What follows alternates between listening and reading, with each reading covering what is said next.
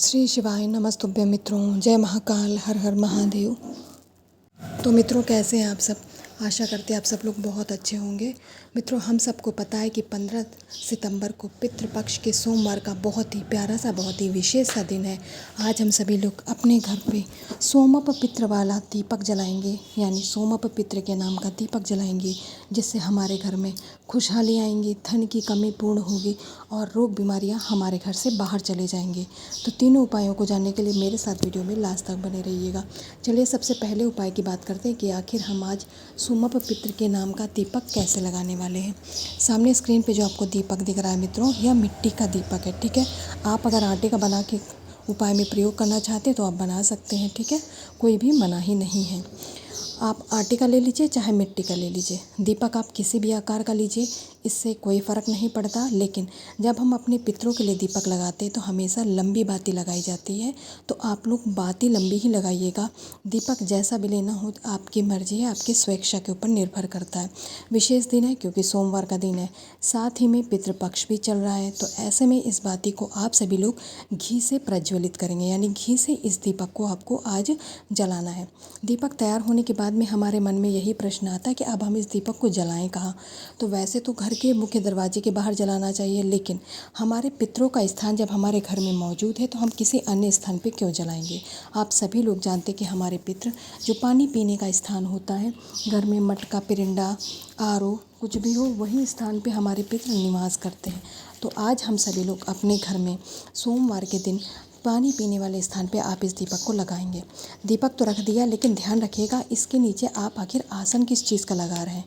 Normally मित्रों हम सभी लोग काले तिल का आसन लगाते हैं, लेकिन सोमवार का दिन है, साथ ही में अपने पितरों के लिए लगा रहे हैं, तो आप सभी लोग चावल के 1 चुटकी दानों का आसन लगा लीजिएगा।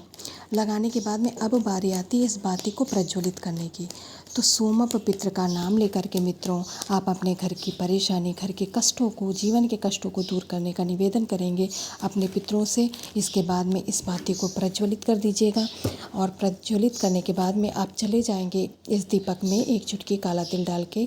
कुछ देर बाद वापस आइएगा, यह आपको दीपक ठंडा मिलेगा, यानी कि इसकी बाती बुझ जाएगी और यह दीपक ठंडा हो जाएगा। तब आपको क्या करना है, एक बार फिर से सोमप पित्र का नाम लेकर के उनसे अपनी इच्छा, अपनी मनोकामना का निवेदन करने के बाद में अब इस दीपक को आप उठा लेंगे। अब करना क्या है, दीपक के नीचे जो आपने चावल के दानों का आसन लगाया था वो दाने उठा लीजिएगा।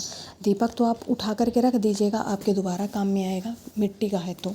लेकिन जो चावल के दाने, उनका क्या करना है, उन्हें आप लेंगे। देखिए, 3 स्थान होते हैं चावल के दानों को समर्पित करने के।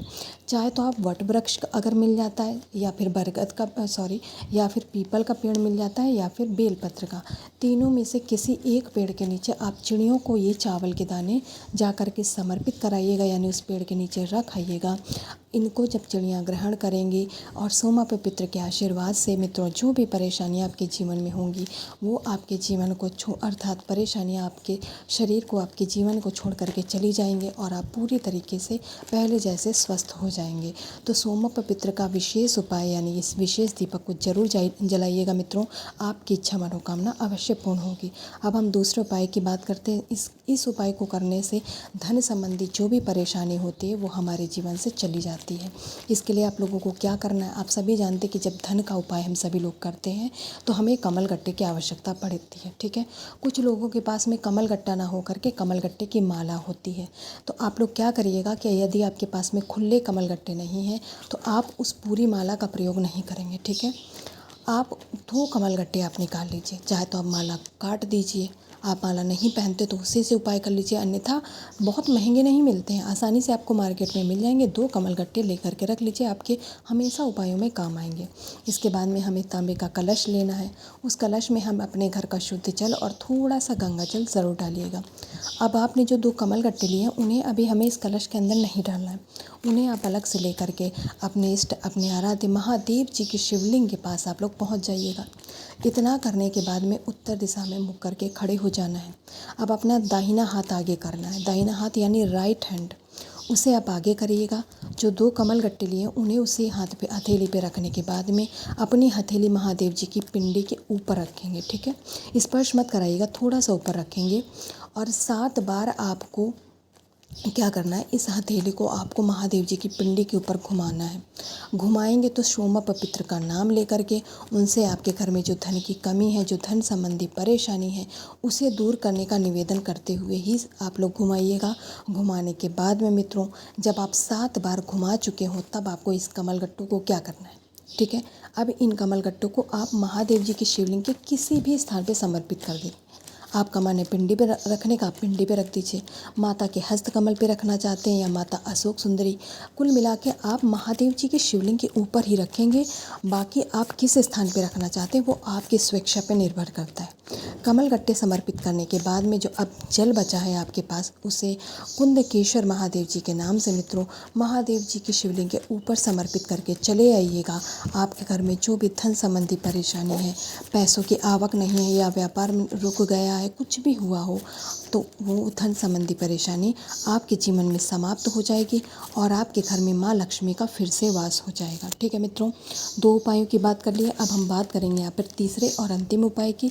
उससे पहले जो भी मेरी आवाज़ पहली बार सुन रहा है, मेरे चैनल पे पहली बार आया है, वो मित्रों मेरे चैनल को सब्सक्राइब और वीडियो को लाइक करना मत भूलिएगा, क्योंकि मैं आप लोगों को ऐसे ही कंटेंट लेकर के आती हूँ जो कुछ घरेलू उपाय हम करके अपने जीवन को खुशहाल बनाने का प्रयास करते हैं। तो आज जो हम तीसरा और अंतिम उपाय करेंगे बहुत ही खास है, क्योंकि इस उपाय को करने से आपसे जो जाने अनजाने में गलतियां हो जाती हैं, उसके लिए हम महादेव जी के सामने क्षमा याचना करते हैं, यानी उनसे प्रायश्चित करते हैं। ठीक है मित्रों, इसके लिए आप लोगों को लेना है 2 सफ़ेद फूल। सफ़ेद फूल किसी भी उसके हो सकते, किसी भी पौधे के, बस सफ़ेद होने चाहिए। आप 2 पुष्प ले लीजिएगा। इसके बाद में हमें थोड़ा सा गंगा जल चाहिए, ठीक है, थोड़ा सा गंगा जल और 2 सफ़ेद पुष्प लेने के बाद में अब आज हम ना तांबे का लोटा लेंगे, ना स्टील का लेंगे, ना ही कोई और अन्य बर्तन। तब क्या लेंगे, आप जिस दीपक के अंदर मिट्टी का दीपक होता है, उसमें आप लोग दिया लगाते हैं ना, वही दीपक आप ले लीजिएगा। किसी भी डिज़ाइन का लीजिए, कोई फ़र्क नहीं पड़ता। उस दीपक के अंदर आप दोनों पुष्प रख दीजिएगा। दोनों पुष्प रखने के बाद में अब आप गंगा जल से उस दीपक को भर लेंगे। अब क्या करेंगे, इसको गंगा जल से भरने के बाद में अब इस दीपक को उठाएंगे। पहले अब आप अपने घर में इसे लेकर के घूम जाइएगा पूरे घर के अंदर। घूमने के बाद में इसे लेकर के उस स्थान पे पहुंच जाएंगे जहाँ पर हमारे घर में महादेव जी का वास होता है, यानी महादेव जी का मंदिर हमने बना रखा है छोटा सा, वहाँ पर जाएंगे मित्रों।